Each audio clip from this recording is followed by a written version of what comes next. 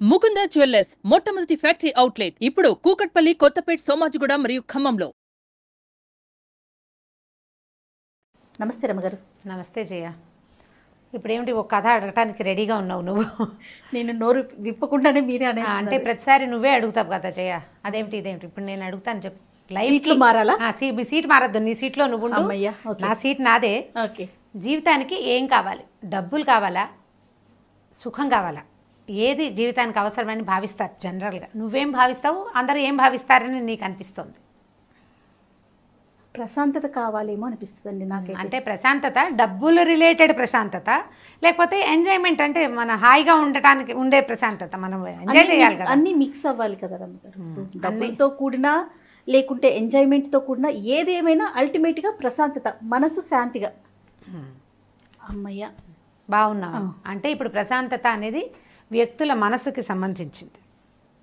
అది వాడికే అర్థమవుతుంది కానీ పక్కవాడికి అర్థం కాదు. పక్క వాళ్ళకి ఎట్లా అర్థమవుతుంది? మనం కూల్గా ఉంటాం, ఎలాంటి ఇబ్బందుల్లో అయినా కొంతమంది కూల్గా ఉంటారు. అది లోకానికి అర్థమయ్యేది కాదు. అంతే. నేను హాయిగా ప్రశాంతంగా ఉన్నానంటే ఇదేంటి వీడికి ఇన్ని కష్టాలు ఉన్నాయి అయినా ప్రశాంతత అంటున్నాడు అనిపిస్తుంది. మనస్తత్వాన్ని బట్టి ప్రశాంతత లేకపోవటం అంటే శాంతిగా ఉండటం ఉండకపోవటం అనేది మెంటాలిటీస్ మీద డిపెండ్ అయి ఉంటుంది. మీరు బయట వాళ్ళకి అర్థం కాదు అంటే ఒక విషయం గుర్తొచ్చింది. మాలాగా అంటే నాలాగా మేకప్ వేసుకునే మా ఆర్టిస్టులందరికీ కూడా ఇది ఒక చిన్న సమస్య రమ్మగారు. ప్రతి జీవితంలో ఎన్నో ఒడిదుడుకులు ఉంటాయి, కష్ట నష్టాలు ఉంటాయి, సంసారంలో ఎన్నో బాధలు ఉంటాయి. అయినా కూడా మేకప్ వేసుకునేసరికి బయట వాళ్ళకి ఏం కనిపించదు. అదే వీళ్ళకేంటి అదే అలాగే అనిపిస్తుంది అని అనిపిస్తుంది. అదే వీళ్ళు బాగున్నారని తోస్తుంది. అంటే దాన్ని మనసులో ఉన్న బాధ కనిపించదు. మెయిన్ కప్పేది మేకప్, అది కప్పేస్తుంది, మనకు కనపడదు. ఇప్పుడు మన దైనందిన జీవితంలో రోజువారీ మనం హాయిగా ఉన్నాము అనేది ఎదుటివాడికి అర్థమయ్యే విధానం కొంత ఉంటుంది. అది మన డబ్బులో కానీ మన ఎంజాయ్మెంట్లో కానీ తెలియాలి.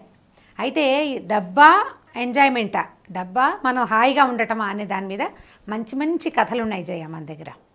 చాలా మంచి కథలు ఉన్నాయి. అసలు కథలు ఇలాంటి వాటి మీద ఉంటాయా అని ఆలోచిస్తున్నాను. ఉన్నాయి మంచి కథలు ఉన్నాయి. అయితే ఇప్పుడు మనకి బృహత్ కథల నుంచి ఒక మంచి కథ చెప్తాం. ఓకే. ఒక యశోవర్మ అని ఒక అతను ఉండేవాడు. ఈ యశోవర్మ ఏంటంటే వాళ్ళ నాన్న వాళ్ళు కాస్త ఆస్తిపాస్తి అన్నీ ఇచ్చారు. అయితే ఇతను కొద్దిగా ఫ్రెండ్స్ ఎక్కువ, స్నేహాలతోటి పెళ్లి చేసుకున్నాడు. కానీ అంటే పాతకాలపు కథల్లో ఏముంది, చిన్నప్పుడే పెళ్ళిళ్ళు అయిపోతాయి. ఇతనికి 14 ఏళ్ళు ఉండగానే వాళ్ళ నాన్న పెళ్లి చేశాడు ఓ చిన్న పిల్లని చూసి. పెళ్ళి అయింది. కానీ కొంతకాలం తర్వాత భార్య గర్భవతి అయింది. ఓ కొడుకో కూతురు పుట్టారు. పిల్లవాడు పోయాడు, తల్లి మరణించింది. ఇతను కొన్నాళ్ళు విరాగిగా మారతాడు. అంటే దాన్ని ఏమంటారు, శ్మశాన వైరాగ్యం, ప్రసూతి వైరాగ్యం అని మనుషులకు 2 వైరాగ్యాలు ఉంటాయి ప్రతి వాడికి చిన్నపిల్లల నుంచి పెద్దవాళ్ళ దాకా జయ. ఎప్పుడు వైరాగ్యం విన్నాను, ఇంకొకటి ప్రసూతి వైరాగ్యం కూడా ఉంటుంది చెప్తాను. డెలివరీ శ్మశాన వైరాగ్యం అంటే ఇప్పుడు మనం ఎవరైనా పోయినప్పుడు మనకేమనిపిస్తుంది, జీవితం క్షణభంగురంగా తోస్తుంది. ఎంత బుద్భుతప్రాయం జీవితం, క్షణాల్లో వెళ్ళిపోతాం. పొద్దున బాగానే ఉన్నాడు, సడన్గా పోయాడు.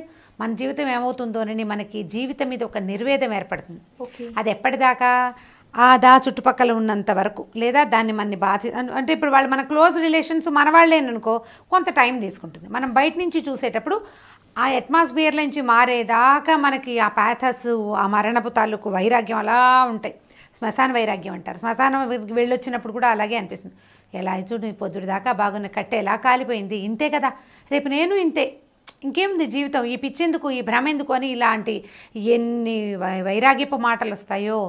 ఇంటికి వెళ్ళి కాళ్ళు చేతులు కడుక్కుని లేదా స్నానం చేసి భోజనం చేసి పడుకుని నిద్రపోయి తెల్లారు లేచేసరికి మళ్ళీ యథాప్రకారం పిల్ల మేక కొంపగోడు భార్యాభర్త ఈ గోలల్లోకే మళ్ళీ ప్రపంచంలోకి వెళ్ళిపోతాం.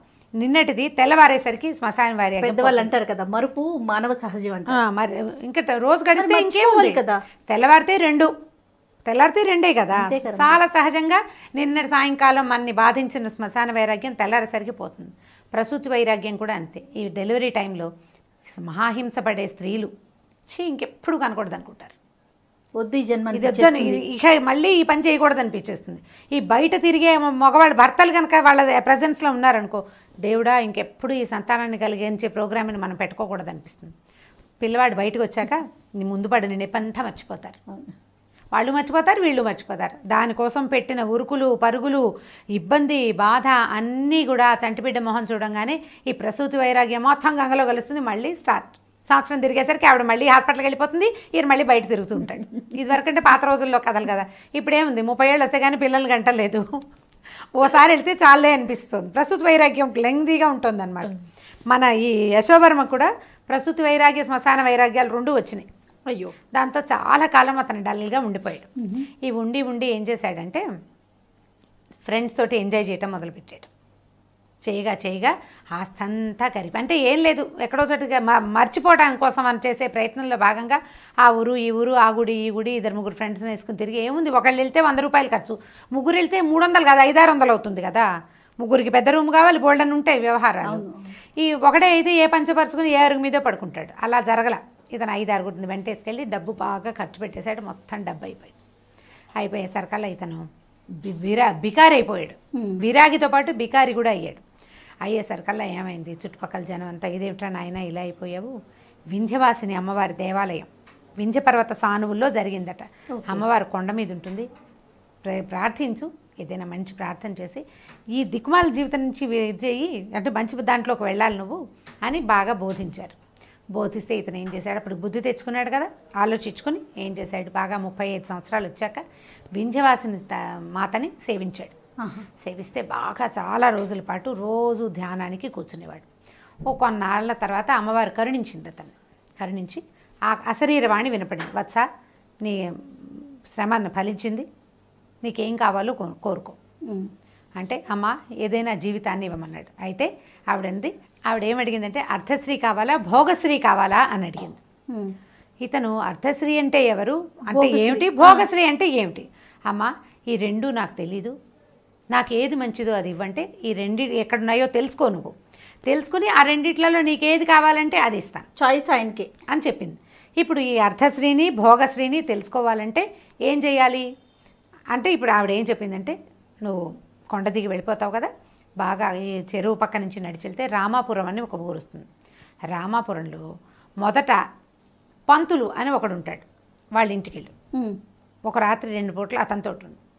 మరుసటి రోజు బాగా ముందుకెళ్తే శాస్త్రులు అని ఒక అతను ఉంటాడు, వాళ్ళ ఇంటికి వెళ్ళు. నేను పేర్లు మార్చాను, కథలో ఇలా ఉండదు, సరే శాస్త్రులు గారి ఇంటికి వెళ్ళమని చెప్పింది. సరే వెళ్తే నీకు అర్థమవుతుంది అంతనమాట. ఏం చేశాడు, సరే నేను అమ్మవారికి దండం పెట్టి, అమ్మ నువ్వు నన్ను కరుణించావు, నాకు ఏది కావాలో నేను మళ్ళీ వచ్చి నీకు చెప్తానని చెప్పి మెల్లిగా సాయంకాలం అయ్యేసరికి కొండ దిగి వెళ్ళిపోయాడు.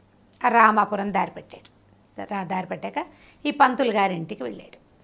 వెళ్ళేసరికల్లా బ్రహ్మాండమైన ఇల్లు, బోలెడంత సుఖ సంపదలు, వాకిట్లో పనివాళ్ళు, వెనకాల పనివాళ్ళు, నూతులు, నీళ్లు, ఆఖరికి నూతుల నుంచి నీళ్లు తోడడానికి కూడా మనుషులు ఉన్నారు వాళ్ళ ఇంట్లో. ఎంతమంది ఉన్నారో, బోల్డ్ అంత డబ్బు అట్లా కురిసిపోతున్నట్టుగా కనపడుతుంది. పంతులు గారి వైభోగము అర్థశ్రీ వీళ్ళ దగ్గరే ఉంది. అర్థము అంటే డబ్బు అని అర్థం. సరే అక్కడి నుంచి ఈ అర్థశ్రీ ఉన్న ఇంట్లోకి ప్రవేశించాడు మన యశోవర్మ. ఆయనకి అయ్యా 2 రోజులు మీదే ఉండటానికి వచ్చానంటే నాకు ఆశ్రయం ఇవ్వండి అంటే ఉంచుకున్నాడు. సరే చీకటి పడింది, రాత్రి అవుతోంది కదా, సరే కాళ్ళు కడుక్కొని అయినా భోజనం చేద్దు కానన్నారు. భోజనం చేస్తాం కానంటే ఈయన సహపంక్తిని భోజనాన్ని కూర్చున్నారు. వీడికి ఏదో కూర పప్పు చారు అవి ఇవి రాత్రిపూట వడ్డించే పదార్థాలు వడ్డించారు. ఆ పంతులు గారి విస్తట్లో అంత నెయ్యి, ఆ మాత్రం ఉప్పుడు పిండి వడ్డించారు. ఉప్పుడు పిండి అంటే బియ్యపు రవ్వని పచనం చేస్తే, అంటే నీళ్ళు పోసి జీలకర్ర వేస్తారు, కొద్దిగా ఉప్పేసి దాంట్లో ఈ పిండి పోస్తారు. ఉప్మా లాంటిది, ఏమి గిరమాత ఏముండదు, కేవలం ఒక చుక్క నేతిలో ఇంత జీలకర్ర, తర్వాత ఏమో కరివేపాకు వేస్తారు వాసన రావడానికి, చిటికెడు ఇంగు వేసి నీళ్ళు పోసి రవ్వ పోసేస్తారు. సెమీ ఉప్మా. ఓకే. అంటే ఏ హంగులు లేని సాదా ఉప్మా, బియ్యపు రవ్వ ఉప్మా అనమాట. అంతే పిండి. ఈ పిండి గొంతు దిగదు, దానికి అనుపానంగా చక్కటి పచ్చడి, కాస్తంత నెయ్యి, బెల్లం ముక్క అలా ఉంటే బాగుంటుంది. చారు పోసుకున్నా కూడా బాగుంటుంది. ఈయన దగ్గర ఏమీ లేవు, ఇంత నెయ్యి వేసారు, అంత ముద్ద. ఆయన చస్తూ బతుకుతూ దేవుడా రాముడా అని ఎలాగోలాగా తిన్నాడు. అది తినలేకపోతున్నాడు. మంచినీళ్ళు పోసుకుని ఎట్లాగో మింగాడు. అయ్యో ఇదేమిటయ్యా, నాకు కూర పప్పు వేశారు, మీరు ఇలా తింటున్నారంటే ఇదే అరగటం కష్టం రా నాయన, నాకు ఇది కూడా నాకు అరగదన్నాడు. సరే ఇద్దరు పడుకున్నారు. ఈయన ఈ పంతులు గారికి ఏంటంటే ఆయన అతిథి దేవోభవ అనే దాన్ని బాగా పాటిస్తాడనమాట. వచ్చిన అతిథులతో, ఆయన పెద్దవాడు 50 ఏళ్ళు ఉంటాయి, అతిథికి భోజనం పెట్టిన తర్వాత తన పక్కనే మంచం వేయించాడు. ఇద్దరు కలిసి పడుకున్నారు. పడుకుంటే ఈ యశోవర్మకి ఒక పెద్ద బ్రహ్మాండంగా కళ వచ్చింది. ఏమిటో ఏమొచ్చిందంటే, ఆ కళలో ఈ పక్కనే భోజనం చేసి పడుకున్నాడే పంతులు గారిని నలుగురు యమకింకర్లు లాంటి వాళ్ళు దుడ్డు కర్రలు పుచ్చుకుని చిత కొట్టేస్తున్నారు. కల్లో చిత కొట్టి బాగా తెగదిన్నావు, అదంతా ఎక్కడికి వెళ్తుంది, తీ బయటికని కొడుతున్నారు. ఆ కొడుతూ వాళ్లలో ఒకడు ఆయన గొంతులోంచి చేయి పెట్టి అతను తిన్న ఆహారాన్ని తీసి బయటపడేస్తున్నట్టుగా కల వచ్చింది. పీడకల, ఒక వికృతమైన కళ కదా. తను అడిలిపోయాడు. కళ్ళు తెరిచి చూసేసరి కల్లా ఈ పక్కనున్న పంతులు గారు హిషో అని నీరసంగా మంచం మీద కూర్చుంటున్నాడు. అయ్యగారు ఎక్కడికి వెళ్ళారండి అని అడిగాడు. అడిగితే వాంతి అయిపోయింది నాయన, కడుపులో ఈమడ్లా రాత్రి తిన్నది అన్నాడు. ఆయన తిన్నదేమిటి, ఇంత పిండి ఇంత నెయ్యి, అందులో ఉప్పు లేదు, కారం లేదు, ఓ మసాలా లేదు, ఏ పదార్థం ఈయనకి ఈమడక ఆయన వాంతి చేసుకున్నాడో వీడికి అర్థం కాలేదు. అప్పుడు తెల్లవారాక ఆయనకి ఏమనిపిస్తుంటే బ్రహ్మాండమైన ఇల్లు, బోల్డు డబ్బు, వంటలు చేసి పెట్టడానికి 3-4 కుటుంబాల వాళ్ళు ఉన్నారు ఆ ఇంట్లో. పక్కన వంట వాళ్ళకి పని వాళ్ళకి అన్ని ఇళ్ళు చిన్నవి వంట వాళ్ళు ఉన్నారు. పెద్ద గాథ నిండా ధాన్యపు రాసుంది, మినపప్పు పెసరపప్పు అన్నీ ఎండలో పోసి కనపడుతున్నాయి. ఎన్ని వస్తువులు ఆ ఇంట్లో! పిచ్చుకలు ఉన్నాయి, రామచిలుకలు ఉన్నాయి, కుక్కలు, పిల్లులు, బయట అసలు ఆవులు గేదెలు ఎన్నున్నాయో అవన్నీ ఉండి వీడు గుప్పెడు పిండి కూడా, అంటే అన్నం తింటే అరగదని పిండి తింటే అది కూడా అరగని దుస్థితి వీడిది. ఈ అర్ధశ్రీ ఎందుకు, తినడానికి పనికిరానిది, శుద్ధ వేస్ట్ కదా. సరే వీడికి లాభం లేదు, ఆయన చూద్దాం, ఆయన సంగతి ఏమిటో చూద్దామని ఈయన వదిలిపెట్టి అయ్యా వెళ్ళొస్తానండి, ఆరోగ్యం అది జాగ్రత్తగా చూసుకోండి అంటే, ఏం ఆరోగ్యాన్ని ఆయన 20 ఏళ్ళుగా నా పరిస్థితి ఇదేనన్నాడు. అంతకుముందు ఆయన బతికేముంది, 20 ఏళ్ళ నుంచి ఇదే పరిస్థితి. మీకు డబ్బులు ఎప్పుడు కలిసి వచ్చాయండి అంటే 20 ఏళ్ల నాడే డబ్బు కలిసి వచ్చింది. 20 ఏళ్ల నుంచి ఇదే పరిస్థితి, ఇంతే తింటాడు. అది కూడా తెల్లారేసరికి పొట్టలో ఇమడదు. ఆయన అనారోగ్యంగా దేవుడా రాముడా అని ఉంటాడు. ఎంత డబ్బు ఓహో వచ్చి పడిపోతుంది, డబ్బు ఏ ప్రయోజనము లేదు, ఆహారానికే పనికిరాని డబ్బు ఎందుకు, వేస్ట్ కదా. సరే ఇక్కడి నుంచి వెళ్ళాడు. బాగా నడిచి సాయంకాలానికి మన శాస్త్రులు గారి ఇల్లు చేరాడు. ఇది పర్వాలేదు, ఒక మాదిరి ఇల్లు, కళ్ళగా చక్కగా బాగుంది. ఓ 2 ఆవులు 2 దూడలు కట్టేస్తున్నాయి. ధాన్యపు గాదెలు వాళ్ళ ఇంట్లో చూసినట్టుగా అంతంత లేవు కానీ ఒక మాదిరి ధాన్యపు గాదె. తర్వాత ఏమో కాస్త నీళ్లు తోడుకోవడానికి ఓ బావి, ఒకళ్ళో 2 పనివాళ్ళు ఉన్నారు కాస్త సాయం చేయడానికి. ఆ రోజుల్లో ఉండేవాళ్ళు కొద్దిగా మోతుబరి అంటే ఓ 2 పనివాళ్ళు ఉండేవాళ్ళు. ఓ 2 కుటుంబాల వాళ్ళు ఈ పెద్ద కుటుంబం మీద ఆధారపడి బతికేవాళ్ళు అనమాట. సరే వెళ్ళాడు ఆ పంతులు గారు శాస్త్రులు గారి ఇంట్లోకి. నమస్కారం అండి, నేను ఏదో ఫలానా ఊరి నుంచి వచ్చాను, ఈ పూట ఆతిథ్యం ఇస్తారని వచ్చానంటే రమ్మన్నాడు ఆయన. రమ్మన్నాక సరే కాసేపు ఏదో పిచ్చాపాటి మాట్లాడుకున్నారు. బయట నుంచి ఎవరో ఓ బుట్టలో మామిడి పళ్ళు పట్టుకొచ్చి ఇచ్చారు. ఎవరో తెచ్చిచ్చారు మామిడి పళ్ళు. ఊళ్ళల్లో అలా జరుగుతూ ఉంటాయి కదా. చక్కగా ఈయన కేకేశాడు, ఏమే ఓ మామిడి పళ్ళు ఎవరో తెచ్చిచ్చారు చూడు అంటే, ఆవిడ చక్కగా చెక్కులు అవి తీసి ముక్కలు తరిగి పెట్టి పళ్ళెల్లో పెట్టి ఇద్దరి మధ్య పెట్టింది. చెరు అన్నీ మామిడి పళ్ళు తిన్నారు. మీకు తోట ఉందండి అని అడిగాడు ఇతను. తోట దుడ్డే మనకేముంది బాబు, ఏమీ లేదు, ఎవరో స్నేహితులు పంపించారు. తోటలు దొడ్లు ఉంటేనే వస్తాయి ఆ మామిడి పళ్ళు, ఎవరైనా స్నేహితులు ఇచ్చినా వస్తాయి కదా. మామిడి పళ్ళు తిన్నారు. అక్కడి నుంచి ఇంకొక అరగంట గడిచింది. భోజనం ఏదో వంట నడుస్తోంది లోపల. ఒక 5-6 మనుషులు గబగబా వచ్చారు ఆ ఇంట్లోకి. ఇవి వచ్చిన వాళ్ళు ఏం చేశారు, అందులో ఇచ్చిన 2 స్త్రీలేమో వంటకు సహాయం చేయడానికి వంటింట్లోకి వెళ్ళిపోయారు ఏవో వస్తువులు పుచ్చుకొని. మగవాళ్ళు 2-3 వీళ్ళ దగ్గర కూర్చున్నారు. కూర్చుని ఆ జేబులోంచి కొంత డబ్బులు తీసి ఈ శాస్త్రులు గారి చేతిలో పెట్టారు. అయ్యా ఈ డబ్బు ఉంచండి, ఈ డబ్బులు ఉంచండి, మీరు కాశీ వెళ్తామన్నారు కదా అక్కడ వాడుకోండి, నాకు కూడా కాశీ జలం కాస్త గంగజలం కొంత మాకు కూడా పట్టుకురండి అని డబ్బులు చేతిలో పెట్టారు. ఆయన నవ్వే ఏమన్నాడంటే, బాగుంది నాయన, ప్రయాణానికి డబ్బులు వచ్చేసినాయి, విశ్వేశ్వరుడు ఈ రకంగా కాచాడని ఆయన డబ్బులు తీసి జేబులో పెట్టుకున్నాడు. అంటే ఆయన కాశీకి ప్రయాణం అయ్యాడు, డబ్బులు లేవు, డబ్బు వచ్చేసింది. డబ్బు వచ్చింది. ఇప్పుడు వాళ్ళు ఎవరో తెచ్చిచ్చారు, వాళ్ళకి కాశీ నుంచి గంగాజలం కావాలి, ప్రయాణం చేయగలిగే అవకాశం లేదు, వెళ్తున్న వాడికి డబ్బు ఇచ్చి గంగాజలం తెప్పించుకుంటారు. అక్కడి నుంచి వెళ్ళిన లోపలికి వెళ్ళిన ఆడవాళ్ళు వస్తువులు పుచ్చుకెళ్ళారు కదా, కూర నార ఏవో చేత్తో పుచ్చుకెళ్ళారు. చక్కగా భోజనం పెట్టారు, రొట్టెలు అవి ఇవి బోల్డని పదార్థాలు ఉంటే, ఇదేమిటి రొట్టెల పిండి ఎక్కడదో నీకు అని భార్యని అడిగాడు. అబ్బే కాదండి, ఇందాక వచ్చారు కదా వాళ్ళు పట్టుకొచ్చారు, వాళ్ళు రొట్టెలకి పిండి పట్టుకొచ్చారు, పాయసం చేయటానికి బెల్లం పట్టుకొచ్చారు, వీళ్ళింట్లో ఏదో పప్పు చారు పెట్టారు.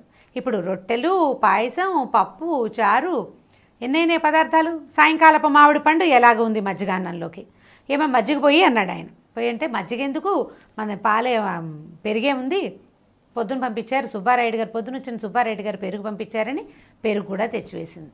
ఈయన దగ్గర వాకిట్లో ఉన్నవి 2 ఆవులు, దూడలకే సరిపోయే పాలు, గేదెలు లేవు. ఆయన ఆ పెరుగన్నం తింటూ, గేదె పరుగు మహారుచో ఏమైనా జబ్బు చేస్తుంది కానీ రుచి బాగుంటుందని చెప్పాడు. అంటే గేదె పెరుగు వీళ్ళ ఇంట్లో లేదు, బయట నుంచి వచ్చింది.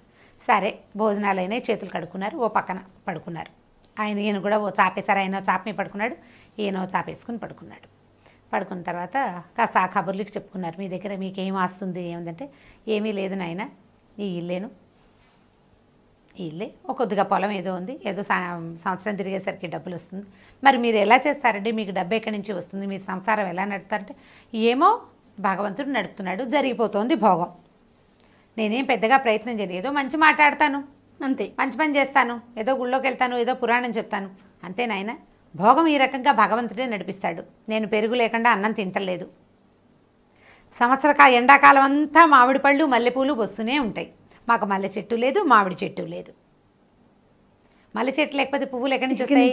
కొనుక్కోవాలి. కొనుక్కోవడానికి డబ్బులేవి లేవు, మామిడి పళ్ళకి డబ్బులు లేవు. మామిడి పళ్ళు బయట నుంచే వస్తున్నాయి, మల్లెపూలు బయట నుంచే వస్తున్నాయి. అనుభవించే యోగ్యత ఉంటే ఆ రకంగా వచ్చేస్తుంది. తెల్లవారాక ఆయనకు దండం పెట్టేసి ఈ శర్మగారు మన శూరవర్మ అక్కడి నుంచి బయలుదేరి వెళ్ళిపోయాడు. వెళ్ళి అమ్మవారి కొండకి వెళ్ళాడు. మళ్ళీ అమ్మ నాకు అర్ధశ్రీ వద్దు, భోగశ్రీనే ఇవ్వు. ఏదైనా ఒక వస్తువు దాన్ని అనుభవించే యోగ్యత ఉండాలి తప్ప కొనుక్కుని సొంతం చేసుకోక్కర్లేదు. మనం దాన్ని సొంతం చేసుకోలేకపోయినా 100 మామిడి చెట్ల తోట ఉన్న పంతులు గారి పరిస్థితి ఏమిటి? మామిడి పండు తినలేడు, ఆయనకు అరుగుదలకు రాదు. ఏ చెట్టు లేని శాస్త్రికి చక్కగా దొరికేస్తుంది ఆహారం.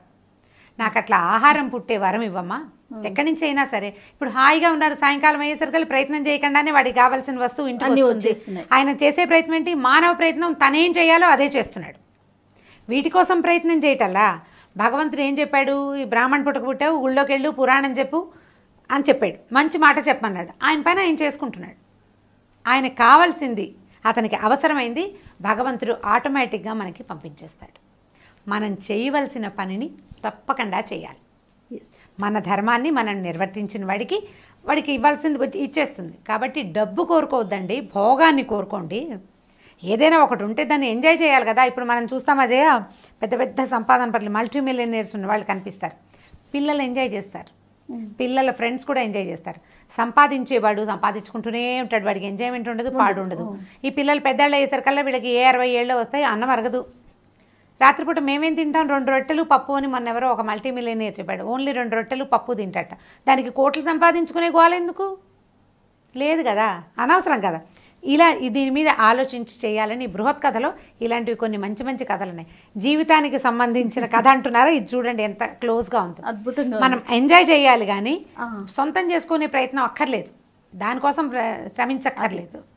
కుదిరితే చేయండి మానవ ప్రయత్నం. దానికోసమే ప్రయత్నం చేసామంటే ఇది ఉండదు కదా. డబ్బు సంపాదించడానికే ఆరోగ్యం ఉండాలి కదా. మ్యాక్సిమం ట్రై చేస్తావు, అదంతా వచ్చేసిన తర్వాత అన్నం తినే యోగ్యత కూడా నీకు భగవంతుడు పెట్టాడు, అప్పుడేం చేస్తావు? కాబట్టి దాని మీద ఆలోచించమంటారు. చాలా బాగుంది, అద్భుతంగా ఉంది. Right, thank you so much రమ్మ గారు. ఇంకొక వీడియోలో మళ్ళీ కలుద్దాం. నమస్తే. తప్పకుండా చేయండి.